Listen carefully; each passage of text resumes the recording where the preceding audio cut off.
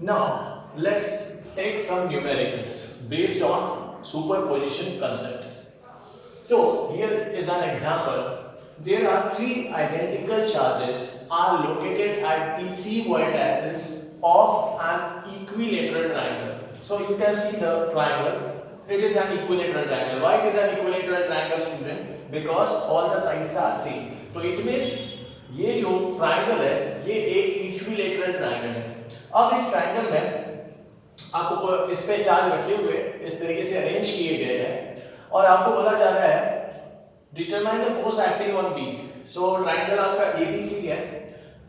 ABC A B and C are the vertices. उस पे charges रखे गए और चार्जेस सारे के सारे आइडेंटिकल हैं और आपसे निकालने के लिए बोला जा रहा है कि बी चार्ज पे लगने वाला फोर्स आपको निकालना है, नेट फोर्स। तो स्टूडेंट्स यहाँ पे हम लोग सुपरपोजिशन प्रिंसिपल अप्लाई करने जा रहे हैं। मैं ये कहूंगा कि इस बात कॉपी कर लीजिए ताकि हम इसे फिर सॉल्व कर सकें। आइए जरा इसका सोल्यूशन देखते हैं।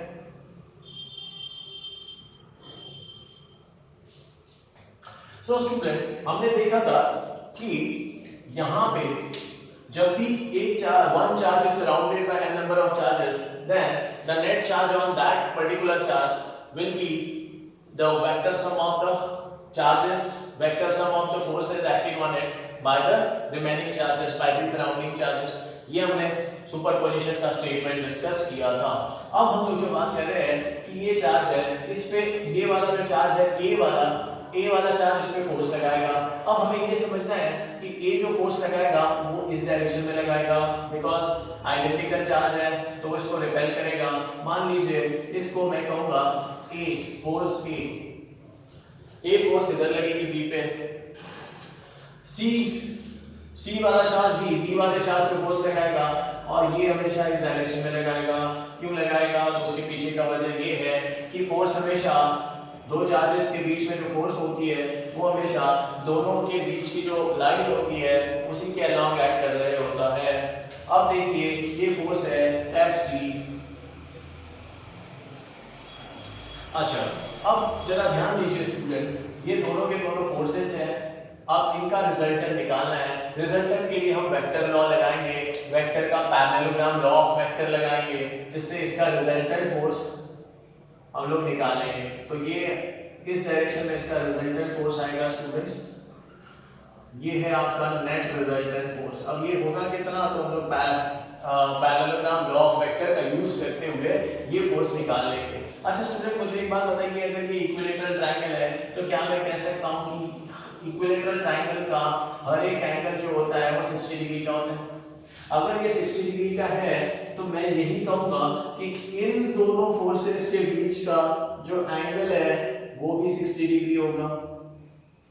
अच्छा हमने पैरेललोग्राम लॉ ऑफ वेक्टर में पढ़ा था कि नेट फोर्स क्या होती थी? Resultant force as per parallelogram law of vector, as per parallelogram law of vector क्या होता था?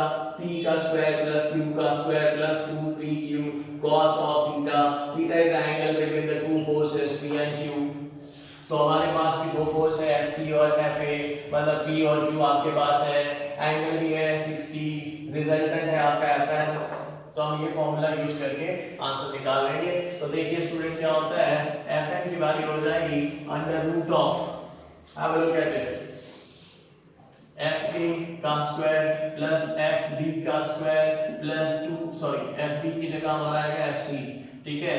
Fa का स्क्वायर देखिए Fc लगेगा स्क्वायर, Fa का स्क्वायर Fc का square 2 times of Fa Fc into cos of 60। अच्छा अब आपसे एक बात कहने जा रहा हूँ, डिस्टेंस सेम है, चार्जेस का मैग्नीट्यूड सेम है, तो क्या मैं कह सकता हूँ Fa is the force acting between charge Q and Q separated by distance A। क्या मैं अच्छा स्टूडेंट यहाँ पे मीडियम आपको दिया नहीं है, तो मीडियम अगर दिया नहीं होता तो हम कौन सा मीडियम कंसीडर करते हैं? Air as medium. तो उस हिसाब से कूलम्ब्स लॉ कहता है कि फोर्स का जो मैग्नीट्यूड होगा वो कुछ कितना होगा, Q का स्क्वायर बाय A का स्क्वायर। कैन वी से दिस? कैन वी से दिस स्टूडेंट? इन दोनों के बीच में भी जो फोर्स लगेगा Fa और Fc के बीच, सॉरी Fc और Fb के बीच, C और B के बीच में भी जो फोर्स लगेगा क्या वो भी इतना ही होगा? FC equals to 1 upon 4 pi epsilon naught q square divided by a square। इसका मतलब है कि FA और FC का मैग्नीट्यूड सेम है। अगर FA और FC का मैग्नीट्यूड सेम है तो क्या मैं लिख सकता हूँ FA equals to FC equals to F equals to 1 upon 4 pi epsilon naught q square by a square। तो क्या हम यहाँ लिख सकते हैं इसे, इस सभी को हमें पता है कि FA और FC का मैग्नीट्यूड सेम है, तो हम इसको रिप्लेस करते हैं f का स्क्वायर प्लस f का स्क्वायर प्लस 2f का स्क्वायर cos 60 होता है 1/2 स्टूडेंट्स, ये इसके साथ कैंसिल हो रहा है। अब क्या मैं कह सकता हूँ, ये हो जाएगा f square plus f square plus f square, कितना हो जाएगा 3f square. f square complete है, बाहर निकाल लेते हैं, तो क्या मैं लिख सकता हूँ f√3 नेट फोर्स। क्या मैं कह सकता हूँ स्टूडेंट f की वैल्यू यहाँ सब्स्टिट्यूट कर दी जा सकती है 4 pi epsilon naught q square by a square और यहाँ आ जाएगा आपका √3, तो ये आपका नेट फोर्स निकल गया है, जिसे आप लिखेंगे √3 upon 4 pi epsilon naught q square upon a square। So this is the answer for the question students। इसका यूनिट क्या होगा, unit is Newton, because force का यूनिट क्या होता है स्टूडेंट्स, न्यूटन। तो ये है आपका पहला क्वेश्चन जो हमने सुपरपोजिशन प्रिंसिपल का यूज करके इसे सॉल्व किया हुआ। Now this is next example. This example is also based on superposition principle. Now student we have a square, even you can look at the diagram, you will come to know that it's a square। now there are 4 charges, they are arranged at the 4 corner of the square। ABCD नाम का एक square है और इस ABCD square के 4 vertices है और इन vertices पे सेम चार्जेस अवेलेबल है, identical charges, you can see Q Q Q Q। अब आपसे पूछा जा रहा है कि D पे कितना फोर्स लगेगा, D पे जो नेट फोर्स होगा वो कितना लगेगा, D पे नेट फोर्स कितना लगेगा। तो आइए जरा इस क्वेश्चन को भी सॉल्व करते हैं सुपरपोजिशन का कांसेप्ट लगाते हुए, बिकॉज आप अगर देख सकते हो कि D नाम का जो चार्ज है, इस D पॉइंट पे Q चार्ज है, इस Q चार्ज पे C वाला चार्ज भी फोर्स लगाएगा, B वाला चार्ज भी फोर्स लगाएगा, A वाला चार्ज भी फोर्स लगाएगा, तो इस D पे 3 फोर्सेस लगेगी और इन तीनों फोर्सेस का जो नेट रिजल्टेंट इफेक्ट होगा that will be the resultant force. और उसको निकालने के लिए हम क्या करते हैं स्टूडेंट्स, तो हम निकालते हैं पैरेललोग्राम लॉ ऑफ वेक्टर का यूज करते हैं, वेक्टर सम कर लेते हैं सारे फोर्सेस का, तो हमें मिल जाएगा। तो आइए जरा समझते हैं इस क्वेश्चन को, आप इसे कॉपी कर लीजिए, फिर हम इसे सॉल्व करते हैं। मुझे लगता है आपने इसे कॉपी कर लिया होगा। अब एक और इम्पोर्टेंट पॉइंट, यहाँ पे मीडियम मेंशन किया नहीं है, तो जब भी मीडियम मेंशन नहीं किया जाता तो हम कौन सा मीडियम अज्यूम करते हैं, एयर ऐसा मीडियम। चलिए स्टार्ट करते हैं। मान लीजिए स्टूडेंट्स D पे A वाला चार्ज फोर्स लगाएगा, A वाला चार्ज नीचे की ओर फोर्स लगाएगा, मैं इसको FA कहता हूं। क्या मैं कह सकता हूं स्टूडेंट C वाला चार्ज भी इस पे फोर्स लगाएगा और C वाला जो चार्ज है वो फोर्स लगाएगा FC। अच्छा, अब एक और इंपॉर्टेंट पॉइंट, ये जो B चार्ज है वो भी इस पे फोर्स लगाएगा, इस डायरेक्शन में, इस लाइन से, इस लाइन पे फोर्स लगाएगा और वो फोर्स इस डायरेक्शन में होगी, FB लिख देंगे। क्लियर? अच्छा, अब कैसे करें इसको, तो आप देख रहे होंगे, आप बोलोगे सर यहाँ तो 3 फोर्स लगे, लेकिन 3 फोर्स के लिए हमने तो फॉर्मूला पढ़ा नहीं है पैरेललोग्राम का। तो स्टूडेंट्स ऐसे क्वेश्चन को सॉल्व करने के लिए बड़ा आसान सा तरीका है। अब ये फोर्स देख लेंगे, ये फोर्स देख लेंगे, FC और FA इनके बीच में एंगल है 90 डिग्री, वो रिजल्टेंट फोर्स निकाल लेंगे हम लोग, वो रिजल्टेंट फोर्स इधर ही लगेगी, इसी के अलोंग लगेगी। अब ये वाली फोर्स और इनकी रिजल्टेंट फोर्स दोनों एक ही डायरेक्शन में लगेंगे, तो उसका वेक्टर सम ले लेंगे। क्लियर?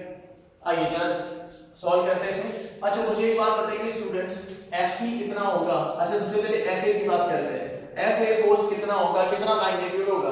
कूलॉम्स लॉ कहता है इसका मैग्नीट्यूड होता है 1/4 pi epsilon naught into q, q मतलब q का स्क्वायर डिवाइडेड बाय a का स्क्वायर। क्लियर? तो ये हो जाएगा 1/4 pi epsilon not q square by a square. Clear?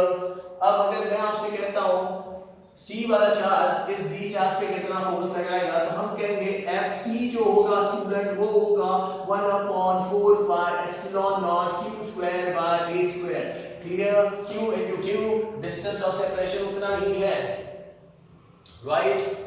Okay, अब उसी तरीके से अगर मैं आपसे कहूं Fb कितना होगा, तो आप क्या कहेंगे?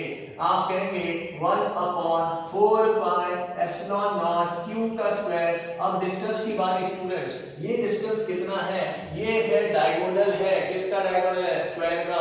स्क्वायर का डायगोनल कितना होता है? तो √2 टाइम्स साइड होती है, तो हम लिख सकते हैं √2a। क्या मैं बोल सकता हूं इसे? √2a। तो इसे लिख सकते हैं √2a का स्क्वायर, डिस्टेंस √2a का स्क्वायर। क्लियर हुई बात? कैसे हुआ बताया ना, ये डायगोनल है, इसका मतलब अगर ये राइट एंगल ट्रायंगल ले लूं तो ये हाइपोटेनस हो गई, इसका स्क्वायर प्लस इसका स्क्वायर। क्लियर हो गई? Under root of that will give you this. So ये है आपका FA, FC, FB। अब मुझे एक बात बताओ, FA और FC का मैग्नीट्यूड सेम है, FA और FC का मैग्नीट्यूड सेम है, दोनों के बीच का एंगल कितना है? तो यहां पे देखिए FA and FC are of same magnitude।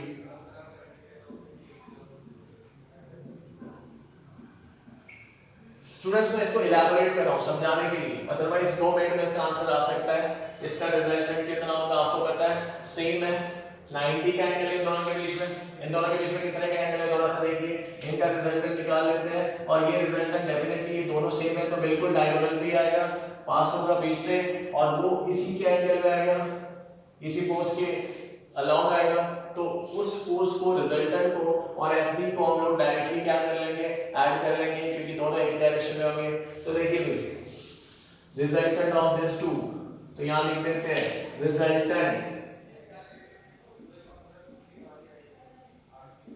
of FA and FC is, listen now, FR लिख रहा हूं under root of F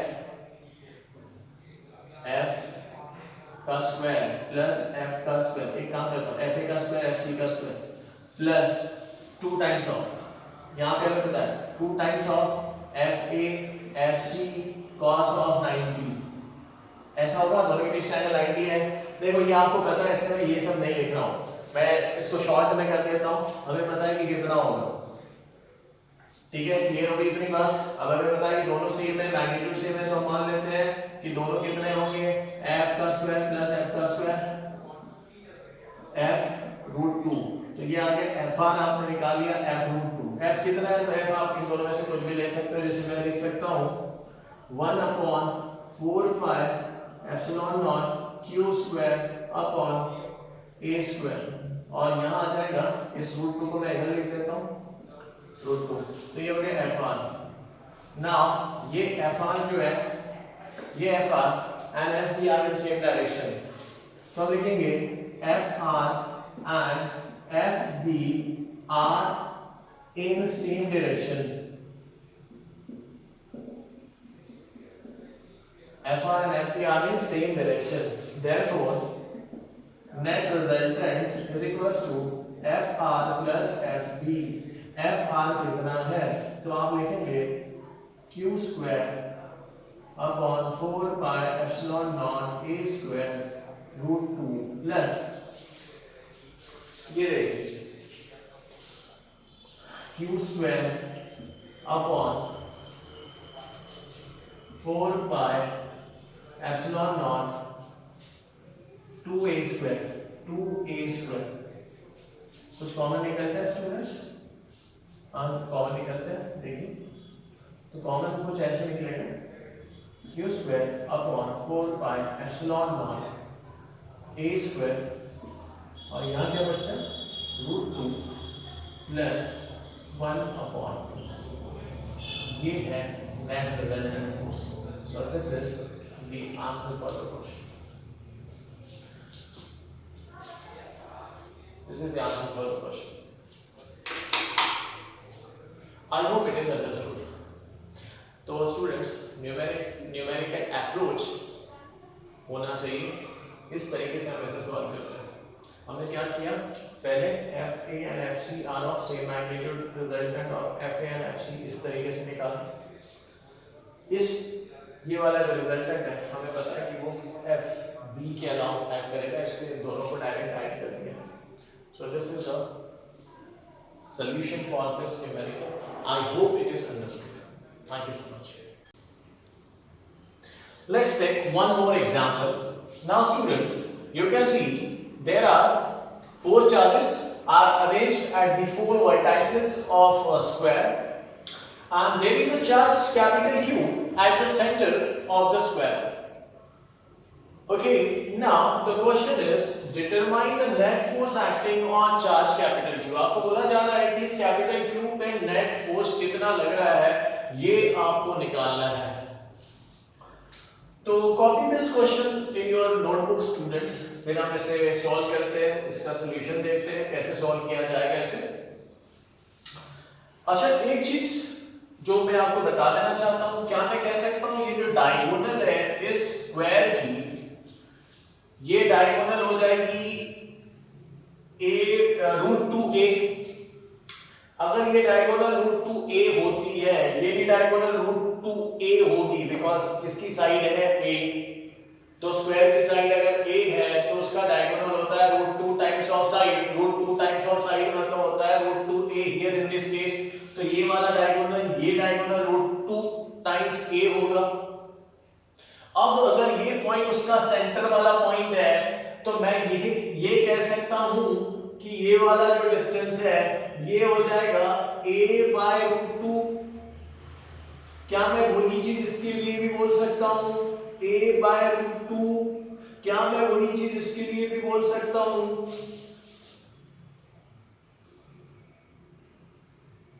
a/√2? क्या मैं वही चीज इसके लिए भी बोल सकता हूं a/√2? ठीक है, आप खुद देख लो. डायगोनल क्या होती है? डायगोनल है आपकी इस केस में √2 टाइम्स a. तो ये तो उसका हाफ है, तो ये वाला जो डिस्टेंस है हाफ ऑफ डायगोनल कितना हो जाएगा? Half of diagonal. तो हाफ ऑफ डायगोनल हो जाएगा इसका हाफ √2a डिवाइडेड बाय 2. अब 2 को हम लिख सकते हैं √2 का स्क्वायर. क्या मैं ऐसे कर सकता हूं स्टूडेंट? 1 कर लिया तो क्या बचता है 10. तो ये इस तरीके से आया हुआ है. ये अब मैं यहाँ इसे रब कर रहा हूँ. आई होप ये चीज आपको समझी होगी. क्या हम लोग अभी इस क्वेश्चन को सॉल्व कर सकते हैं? आइए जरा देखते हैं. So look at it. पहले ये चार्ज है स्टूडेंट Q. क्या मैं कहूं इस कैपिटल Q पे A फोर्स लगाएगा, A फोर्स लगाएगा, क्लियर, और A अपने से इसको दूर ढकेलने की कोशिश करेगा, पुश करेगा, बिकॉज ये पहले होगा.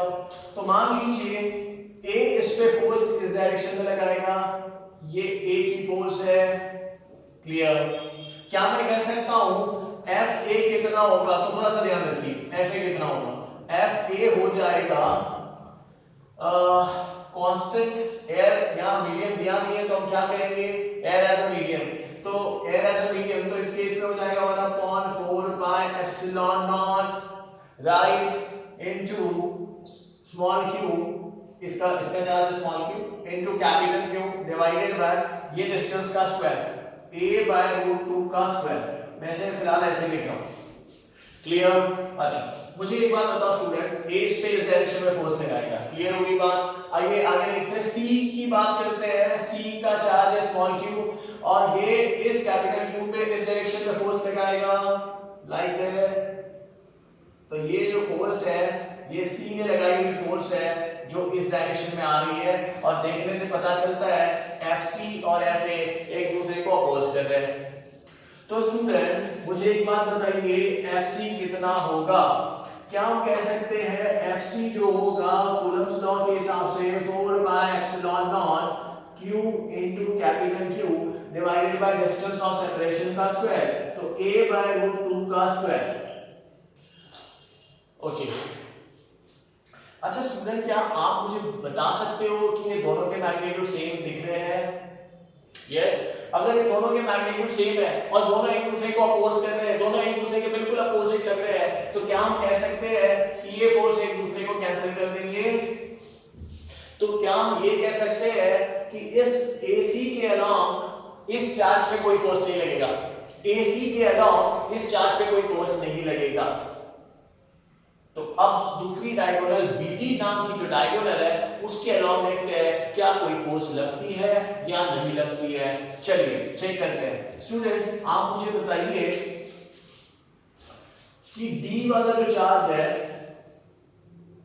इस चार्ज कैपिटल Q पे फोर्स लगाएगा, D वाला जो चार्ज है इस कैपिटल Q पे इस डायरेक्शन में फोर्स लगाएगा जिसे मैंने FD कह दिया। ओके सो अब आगे देखते हैं FD कितना होगा। तो आप कहेंगे FD होगा 1/4 pi epsilon not Q into capital Q divided by distance of separation देख लीजिए स्टूडेंट 1/√A बाय √2 का स्क्वायर। मैं इसको ऐसे ही रख रहा हूं, इसे सॉल्व नहीं कर रहा हूं, सॉल्व करने की जरूरत नहीं, आगे देखेंगे, लास्ट में सॉल्व करेंगे। अच्छा तो ये हो गया FD जो कि इस डायरेक्शन में लग रहा है। अब बारी आती है B वाला चार्ज इस कैपिटल Q पे फोर्स लगाएगा और किस डायरेक्शन में लगाएगा? तो हमें पता है स्टूडेंट वो इस डायरेक्शन में फोर्स लगाएगा। ओके फाइन, अब ये वाली जो फोर्स है ये है FB जो हमें समझ में आ रही है। तो ये है FB, ये FB, ये FA थी और ये FC। क्लियर? अच्छा तो ये थोड़ा ऐसे कर दिया, ठीक है। अब देखिए क्या हो रहा है। तो हम कहेंगे कि B जब इस कैपिटल Q पे फोर्स लगाएगा तो वो फोर्स कितनी होगी? तो वो फोर्स होगी FB equals to 1/4 pi epsilon naught into 2Q। इसका चार्ज Q नहीं है स्टूडेंट, इसका चार्ज है 2Q into capital Q divided by distance of separation का स्क्वायर। तो डिस्टेंस ऑफ सेपरेशन इसका स्क्वायर कर लिया हमने।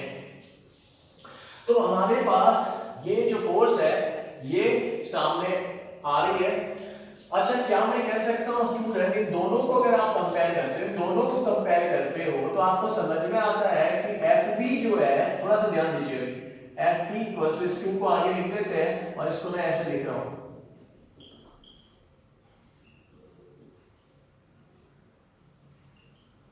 इस तरीके से लिखा। क्या हम कह सकते हैं कि ये वाला जो मैग्नीट्यूड है ये तो इसके बराबर ही है। तो क्या हम कह सकते हैं स्टूडेंट कि FB here in this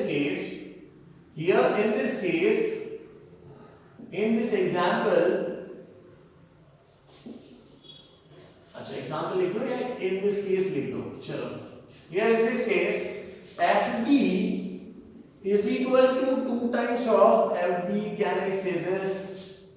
clear? अब सुन लो क्या हो रहा है।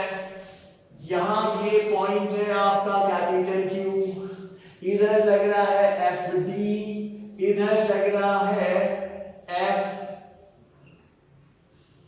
इधर लग रहा है FB। अब आप खुद देख लीजिए। अच्छा A और C के अलावा फोर्स तो बैलेंस्ड है, तो A और C के अलावा तो नहीं लगेगा, मतलब जो भी आपका रिजल्टेंट लगने वाला है वो इसी डायगोनल के अलावा लगने वाला है। एंड मार्क माय पॉइंट कि FB जो है वो 2 टाइम्स ऑफ FB है। एम आई राइट? ये देखिए क्लियर? तो इस हिसाब से अब FD इधर लग रहा है और FB इधर लग रहा है, तो जो नेट रिजल्टेंट फोर्स जो होगा, net resultant force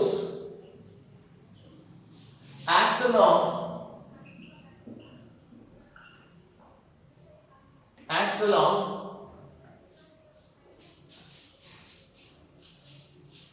F B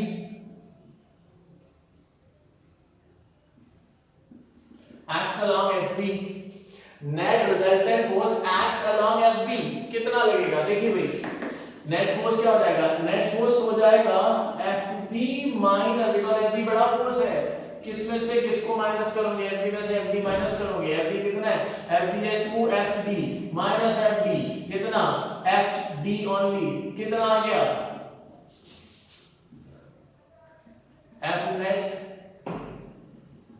is equals to हो जाएगा 1 upon 4 pi epsilon naught into Q capital Q upon root A by root 2 का स्क्वायर, और ये F नेट फिर हम लोग लिख सकते हैं 1 upon 4 pi epsilon naught into denominator और डिनोमिनेटर गोस टू न्यूमरेटर, तो रूट 2 का स्क्वायर हो जाएगा 2 ऊपर आ जाएगा Q capital Q upon A square. आप चाहे तो इसको इसके साथ कैंसिल कर सकते हो, कर लीजिए, क्या आ जाएगा 2। तो आपका जो फाइनल आंसर देखने को मिलेगा student, so the final answer will be F net equals to Q capital Q upon 2 pi epsilon naught A square। ये इसका आंसर है स्टूडेंट गिवन। अच्छा मुझे एक बात बताइए, इसकी डायरेक्शन क्या होगी? तो नेट फोर्स की डायरेक्शन इस डायरेक्शन में होगी, तो नेट फोर्स आपका इस डायरेक्शन में लगेगा। Just look at it, this is the direction of net force. Clear? I hope it is understood. Now let's take one more example. Now in this example there are many charges are kept at a respective position on a regular square. You can say there is a square, आप देख रहे हो एक square है, इसकी side 2a बताई जा रही है, 2a ये साइड है स्क्वायर की, और इसके वर्टाइसेस पे कुछ चार्जेस रखे हुए हैं as well as mid points पे भी कुछ चार्जेस रखे हुए हैं, और यहां क्वेश्चन में पूछा जा रहा है determine the net force acting on capital Q। Look at, there is a capital Q charge at the centre of the square, तो इस चार्ज Q पे कितना फोर्स एक्ट करेगा नेट फोर्स, ये आपको क्वेश्चन में पूछा गया ड्यू टू सराउंडिंग चार्जेस। तो सराउंडिंग चार्जेस के कारण जो नेट फोर्स इस पे लग रहा है सेंटर चार्ज पे, वो आपको निकालना है स्टूडेंट्स। तो मैं ये कहूंगा आपसे कि इस क्वेश्चन को आप कॉपी कर लीजिए और इसे ट्राई कीजिए, फिर हम इसका सॉल्यूशन देखते हैं। ओके,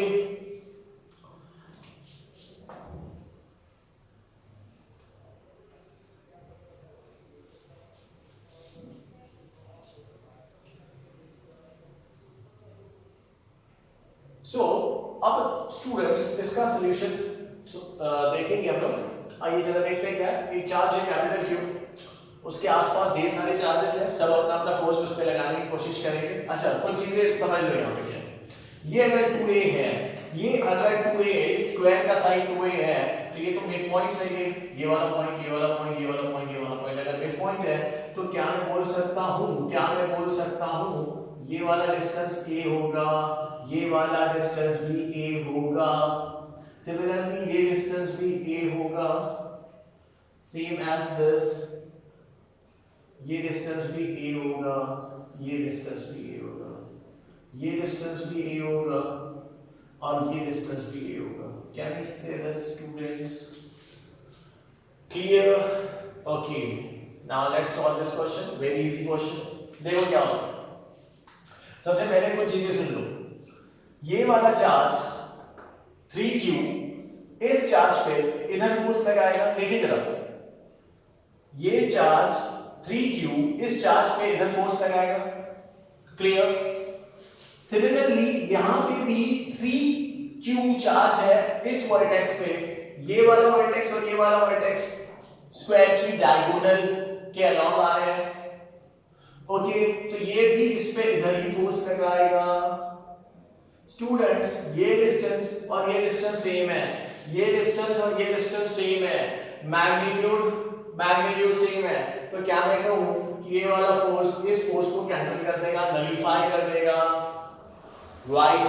तो इस डायगोनल के अलावा कोई फोर्स नहीं लगेगा, इस डायगोनल के अलावा कोई फोर्स नहीं लगेगा। Can we check other diagonal? Yes. Now see, there is 2q, the distance of separation between the two remains same. तो मैं ये कहूंगा कि ये और ये फोर्स भी एक दूसरे को कैंसिल कर देंगे, बिकॉज़ ये चार्ज भी 2q है, ये चार्ज भी 2q है, तो ये भी कैंसिल कर देगा। आइए अब आगे और देखते हैं। Now this charge will exert force on this charge along this direction. Okay, fine. ये चार्ज जो है इस चार्ज पे नीचे की ओर फोर्स लगाएगा, clear. Distance of separation is a and the charge and the magnitude of charge is q, तो ये इस पे इधर फोर्स लगाएगा, राइट। अब इस चार्ज की बात करते हैं, ये इसी लाइन पे आ रहा है, ये चार्ज इस एंड पे, ये चार्ज इस पे इधर इस डायरेक्शन में फोर्स लगाएगा, क्लियर। ये चार्ज का भी मैग्नीट्यूड q है।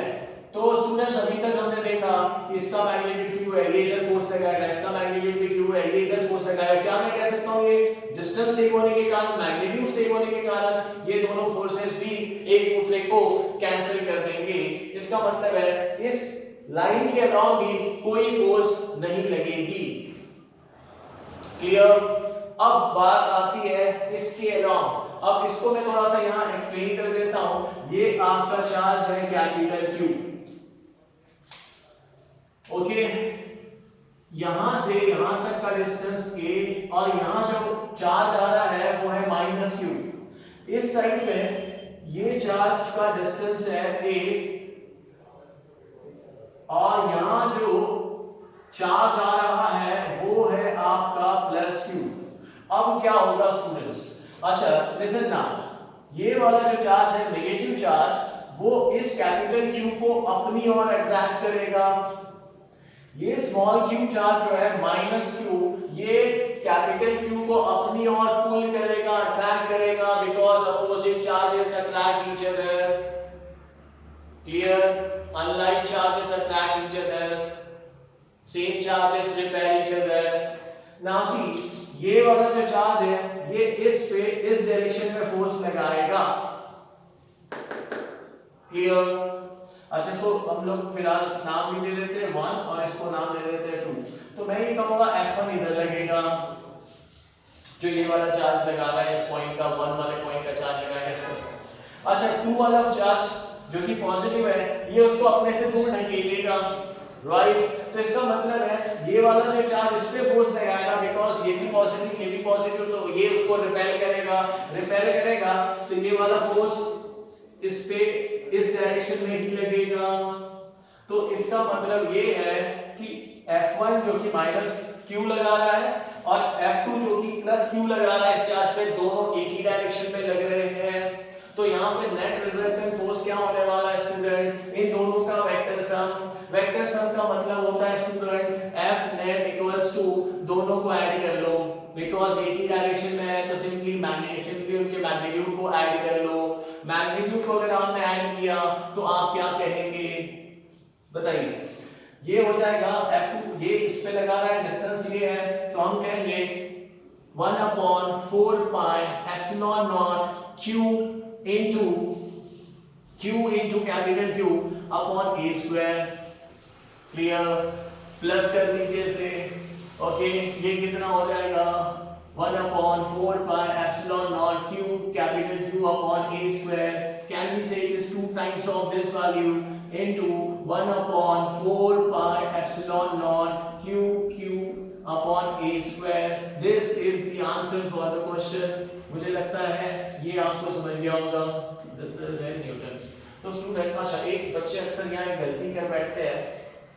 आपने सोचा होगा कि नेगेटिव चार्ज है तो वहाँ हम लोग माइनस क्यों लेंगे? No students, because Coulomb's law magnitude express करता है, ठीक है, वहाँ साइन नहीं कंसीडर करते हम लोग, क्लियर। और ये दोनों फोर्सेस एक ही डायरेक्शन में लग रहे हैं, इसलिए उनका मैग्नीट्यूड का सम किया हुआ है। And this is the answer for the question. आप चाहे तो उसको आगे भी सॉल्व कर सकते हो, कैसे कर सकते हो, but don't, this is the final answer. I hope it is understood. Thank you so much.